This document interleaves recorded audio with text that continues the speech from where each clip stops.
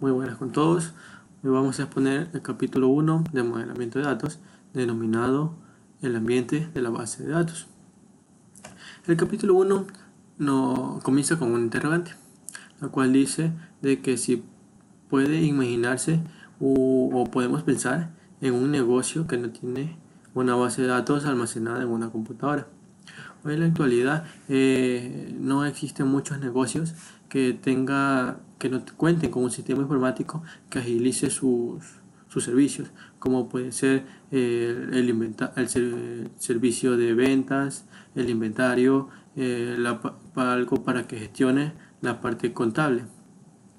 Sin embargo, el libro nos da un ejemplo, el cual es de una pequeña tienda de libros usados, donde los clientes llevan sus libros usados y reciben un crédito por los libros.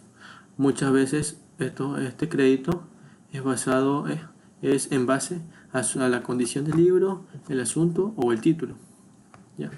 El crédito, esta tienda de libros trabaja con una cartilla de 4x6, en la cual los empleados anotan a los clientes el crédito que tiene y con la correspondiente fecha. El crédito de estos va a variar dependiendo de las transacciones que haga el cliente. Aunque esta pequeña tienda no tiene una computadora o una base de datos, en sí maneja datos. Así que no es un ejemplo de todo cierto. Las bases de datos forman todo en una organización, ya que les maneja mucha información, como puede ser de los clientes, de la venta que realiza, los pagos que tiene que hacer, los cobros que tiene que realizar, los impuestos a declarar, entre otros. Hasta otro ejemplo es de las tropas que nos da el libro, es de las tropas Scout. Ellas tienen que llevar información de cuántas cajas de galletas venden, a quién la venden o por quién fueron ordenadas. También necesitan administrar datos sobre el dinero que recogen, el dinero que deben y cuánto estiman a ganar con las ventas que realicen diarias. Pero sin embargo, los datos pueden ser guardados en papel, pero existen. El libro nos da un ejemplo de un negocio que puede ser el único que no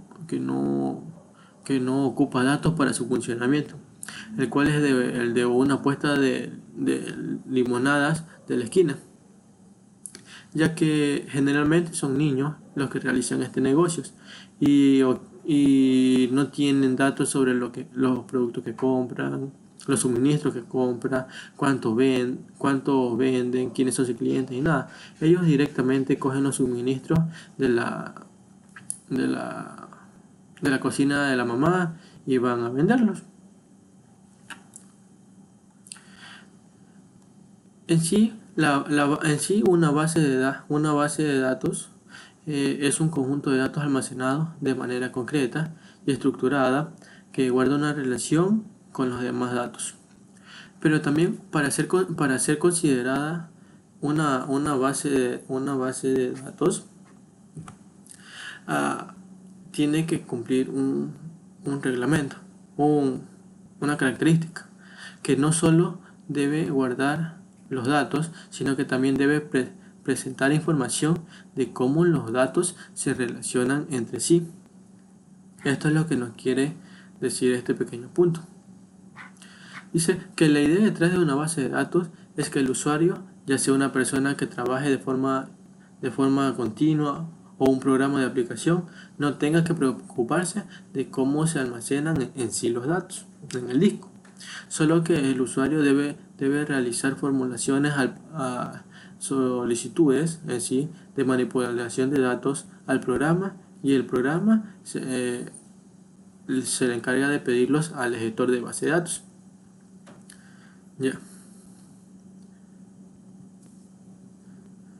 Se suele utilizar la frase "no hay término más comprendido y mal utilizado en toda la informática empresarial que la de la base de datos".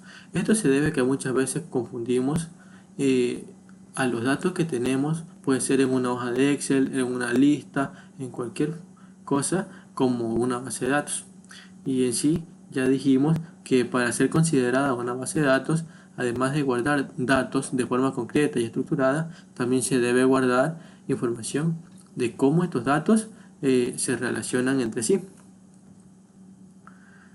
Listas y archivos.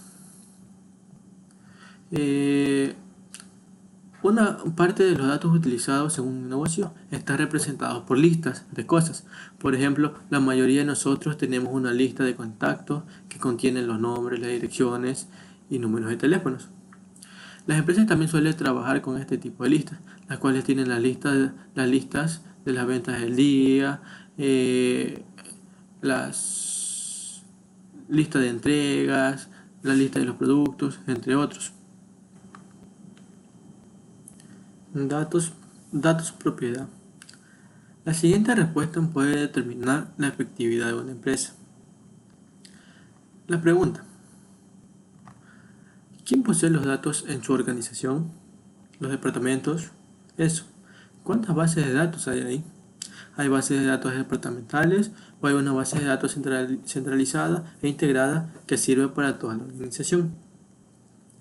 La idea de la propiedad de los datos tiene algunas implicaciones importantes. Por ejemplo, consideremos el lado humano. Cuando nosotros tenemos acceso a información que los demás no tienen, nos sentimos privilegiados y a menudo nos enorgullecemos de eso. Por ejemplo, sacamos, por así decirlo, pica de que nosotros sabemos algo que los demás no saben. En organizaciones donde pequeñas bases de datos han surgido a lo largo del tiempo, estas se han establecido en sí por departamentos.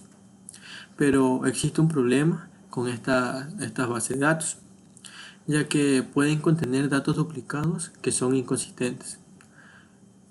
¿Esto qué quiere decir?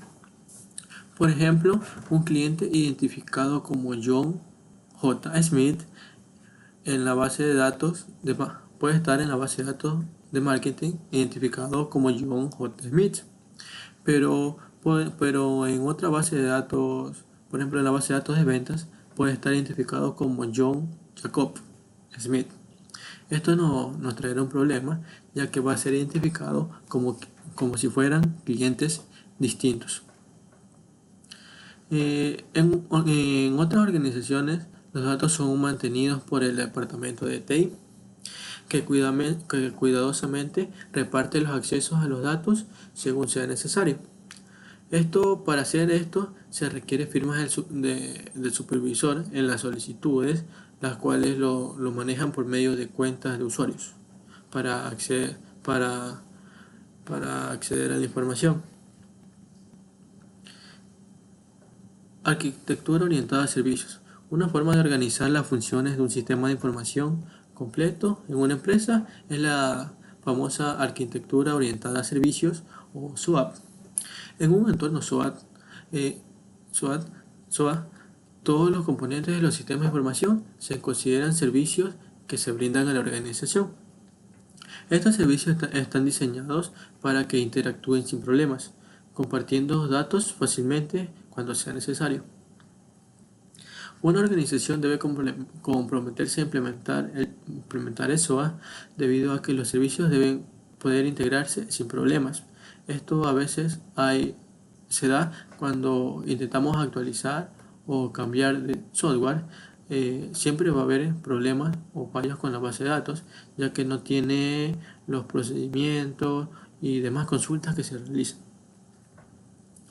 Dice que el SWOT sin duda cambia el papel de una base de datos en una organización, ya que convierte en sí a la base de datos como un servicio que debe ser proporcionado a todos en la organización.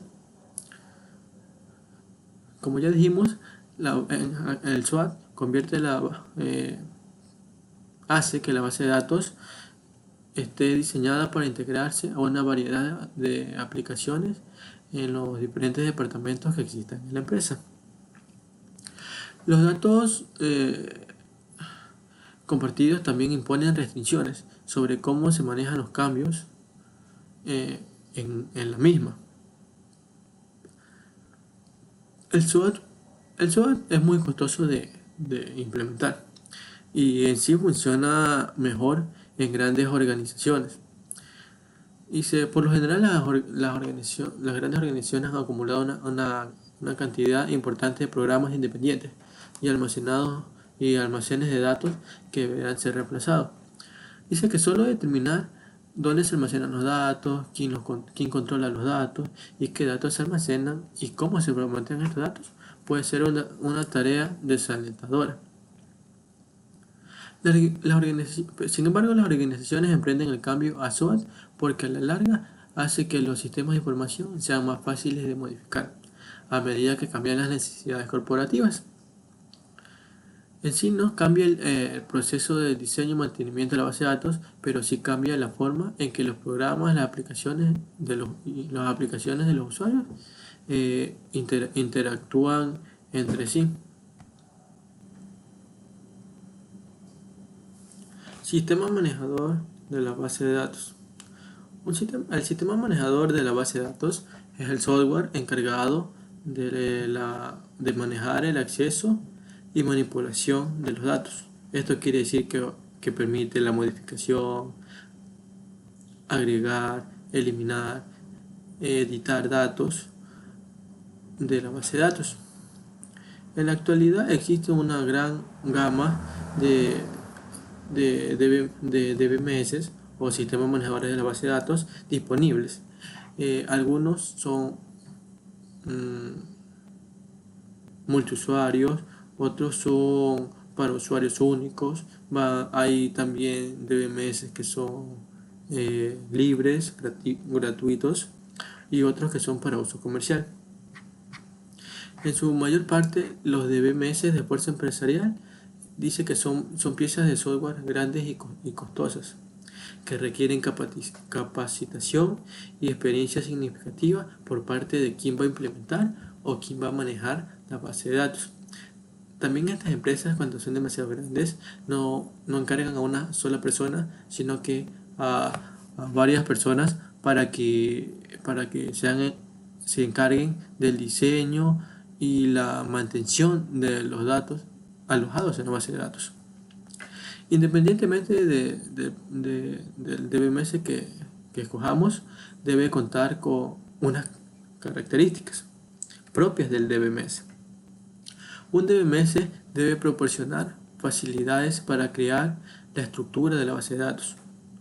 Es decir, que los desarrolladores deben ser capaces de definir cómo se almacenarán los datos, incluidas, como ya dijimos, las relaciones entre sí, que esta es una característica muy importante del DBMS. Un DBMS debe proporcionar alguna forma de ingresar, modificar y borrar los datos. Los DBMS pequeños, así como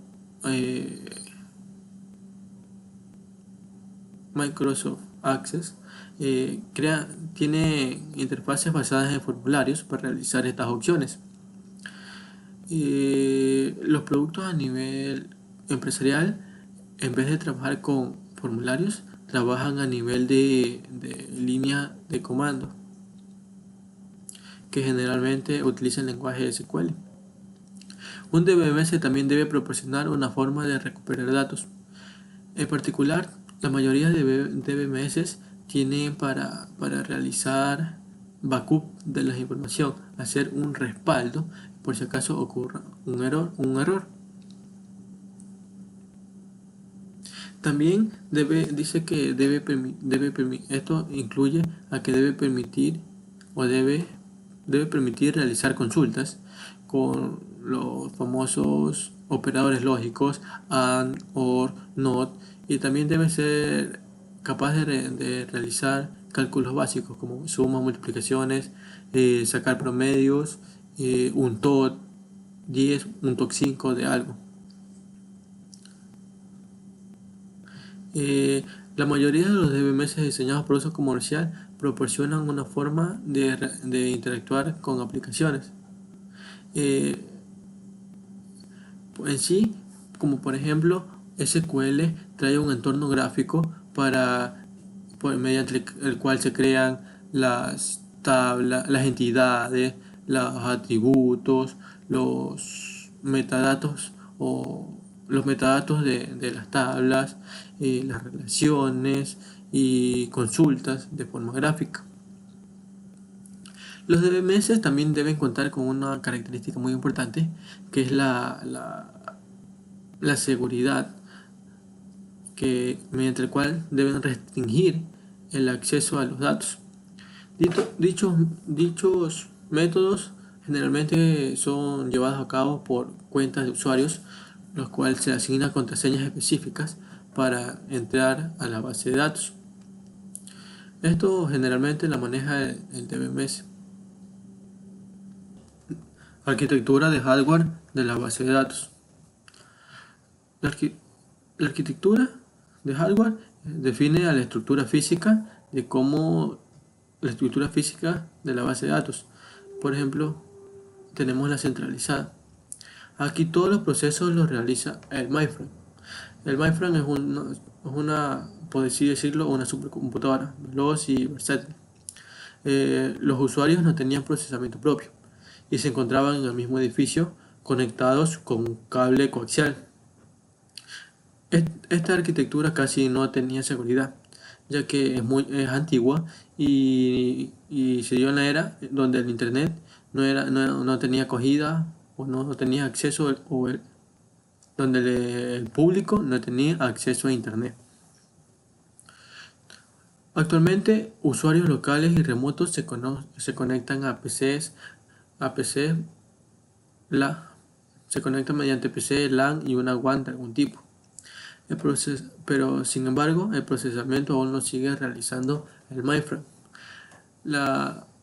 Y mejorar un poco la seguridad, la cual se centra en un solo punto. Y ese punto es el mainframe, ya que él realiza todas las operaciones y es el más importante. Esto tiene una desventaja, ya que consume mucho ancho de banda y es poco fiable, ya que las computadoras que se conecten no tienen nada en sí, solo recibirían datos, y el mainframe es el que los procesa, lo recibe la solicitud, procesa y envía. Eso es mucho tráfico de red. Otra de las arquitecturas es la cliente-servidor. Una arquitectura cliente-servidor es similar a la arquitectura centralizada, ya que reside en una arquitectura centralizada que reside en una sola computadora. Muchos de los mainframes de hoy en día funcionan como servidores grandes y rápidos. La arquitectura cliente-servidor utiliza un servidor de base de datos centralizado. Debido a que este utiliza el mismo criterio, sufre los mismos problemas de fiabilidad que la arquitectura tradicional centralizada en la cual está basada. Esto quiere decir que si el cliente cae, se corta el acceso a los datos. Sin embargo, debido a que los terminales son ordenadores personales, cualquier información descargada en ellos se puede procesar sin acceso al servidor. Veamos las características de esta arquitectura. La arquitectura cliente-servidor comparte las tareas informáticas de procesamiento de datos entre el servidor y el cliente, que generalmente son PCs de baja calidad. Los programas de uso se almacenan y se ejecutan en los PC. Esto nos conlleva a menos tráfico de red, ya que solo se encargarían de recibir datos que fueron pedidos mediante consulta.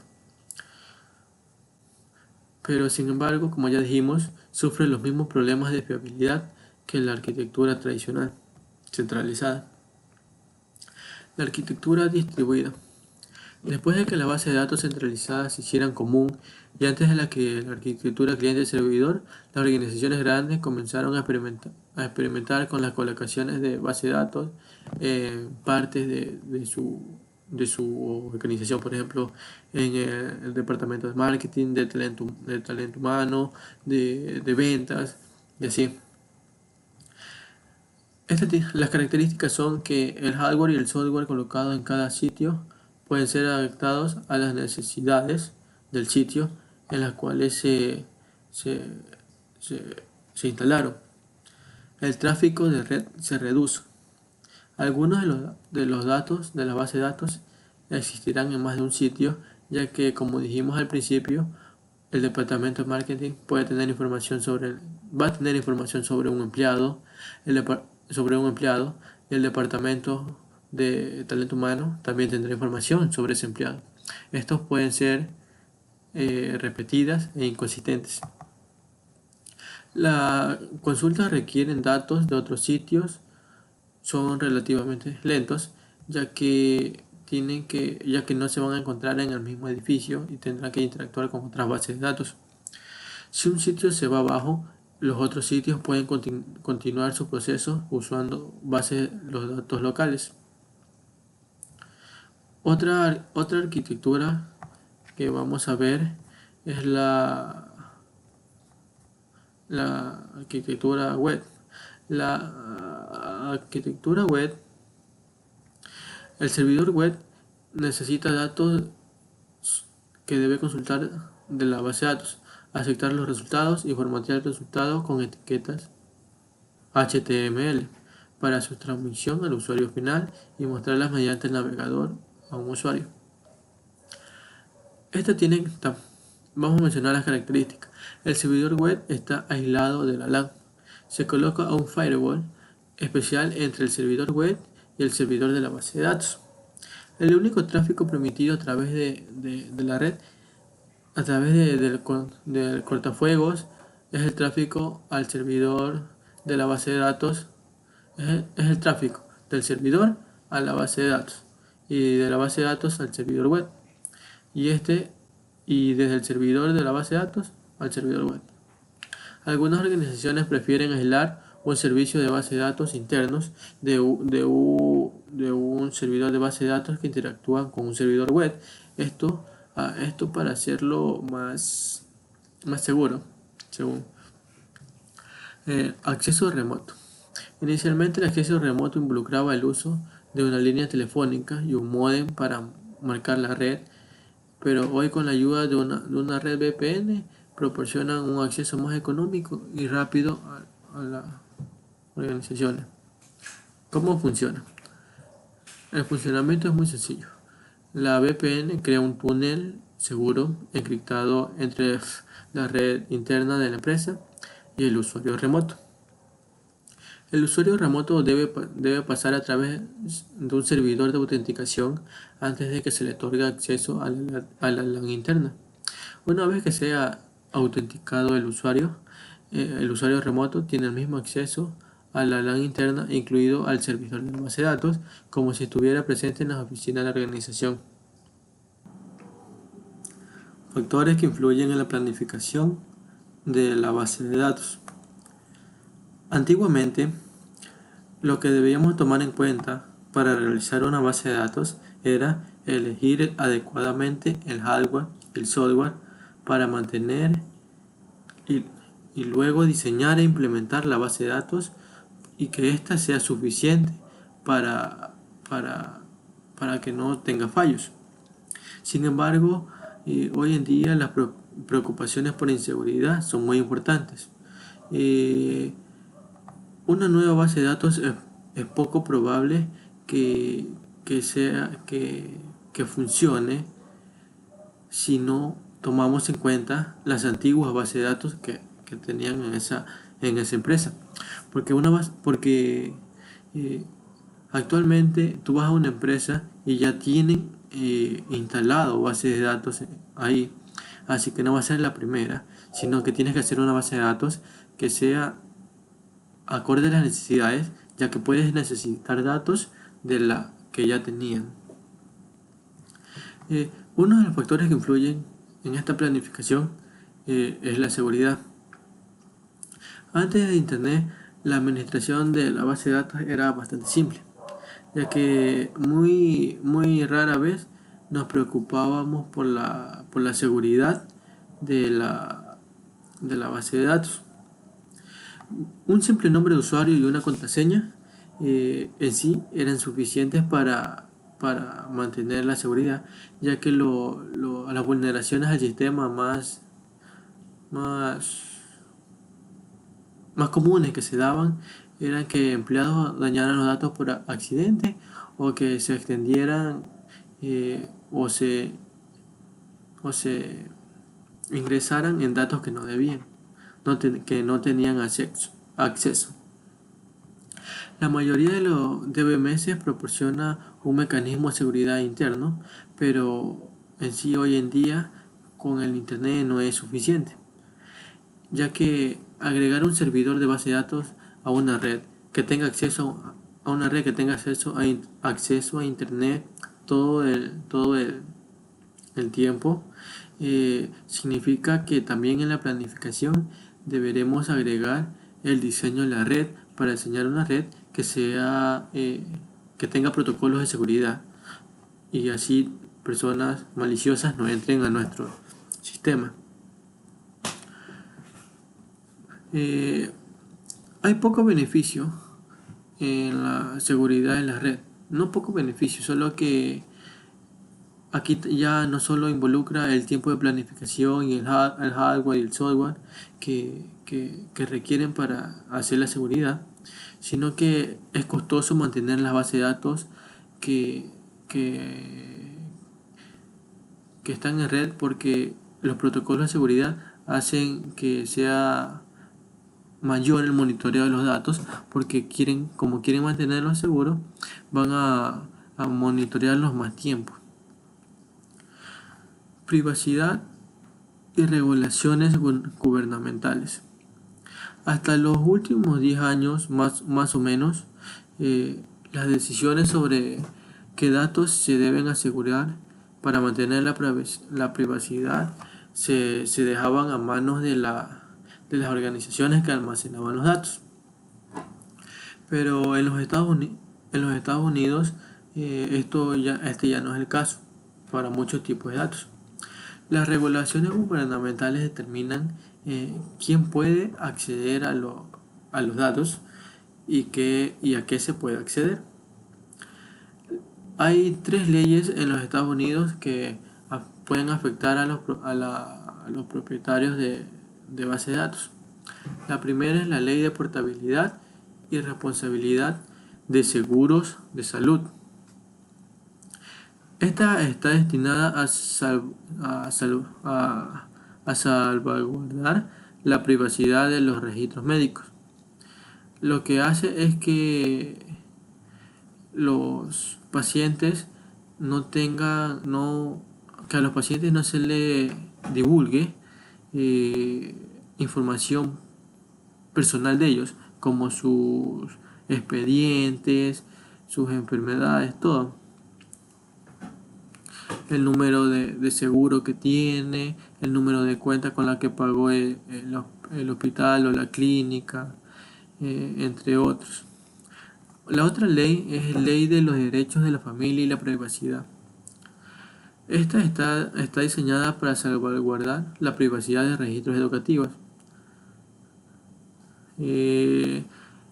Establece que los padres tienen el derecho a ver información de los niños, de los jóvenes menores a 18 años, y que que los estudiantes que sean mayores de edad, esto en cuanto a la educación, los registros de calificaciones de la escuela, ellos podrán ver hasta cuando son menores de edad, menores de 18 años. Si ya intentan ver información cuando son mayores de edad, eh, si no tienen un permiso escrito del estudiante, la escuela podría presentar cargos contra los padres. Por lo tanto, la escuela en la que está estudiando tiene la responsabilidad de asegurar que los expedientes de los estudiantes, las calificaciones, si asiste a clase o no, no se revelen a personas que no fueron autorizadas por el estudiante. La otra ley es Ley de Protección de la Privacidad en Línea para Niños. Esta ley rige para los datos por ejemplo, hay aplicaciones que sacan información a los niños sin que ellos se den cuenta. Por ejemplo, le preguntan la ubicación, con quién vive, si vive con sus padres o si están en casa, si están solos y eso. Esta ley de protección a la privacidad lo que hace es que las aplicaciones tengan un cierto límite para pedir información y no pidan información muy personal que afecte a la integridad del niño. Como ya dijimos, si está solo en casa, si vive con sus padres, los números de teléfono de los padres, peor los números de tarjetas de crédito, entre otros. Otro tema que se toma en cuenta para la planificación de creación de base de datos son las bases de datos heredadas. Como se conoce, antiguamente ha habido muchos datos que guardar y los cuales han sido resguardados en bases de datos antiguas.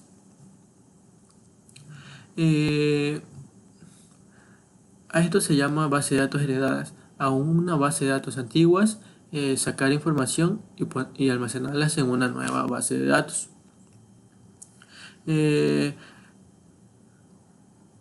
Esto crea conflictos, ya que por ejemplo se puede dar el caso que por ejemplo, antiguamente los números de teléfono contaban de 9 dígitos y ahora así que van a estar en la antigua base de datos van a estar almacenados con 9 dígitos, pero ahora si se los quiere pasar a una nueva base de datos, estos van a tener problemas porque va a faltar un dígito, lo cual ocasionará problemas, como ya deberíamos. Así que nos surge una interrogante. ¿Deberían los datos ser convertidos para almacenamiento en la base de datos actual o se debería haber un software intermedio para mover los datos entre los antiguos y los nuevos según sea necesario? La alternativa más lógica sería que convertir los datos heredados para el almacenamiento de la base de datos actual. Existe un inconveniente entre esto, que los datos pueden contener datos malos, como ya dijimos, el ejemplo del número de teléfono. ¿Cómo funciona esto? Un programa lee los datos de la base de datos heredada y los reformatea según sea necesario para que coincidan con los requisitos de la nueva base de datos. Y los reforma según sea necesario para que coincida con los requisitos de la nueva base de datos. Base de datos heredada, la importancia. Muchas empresas, como ya dijimos anteriormente, conservaban sus datos para siempre. Nunca dejaban nada fuera, ni eliminaban datos que iban a ser necesarios para su posterior uso. Gracias.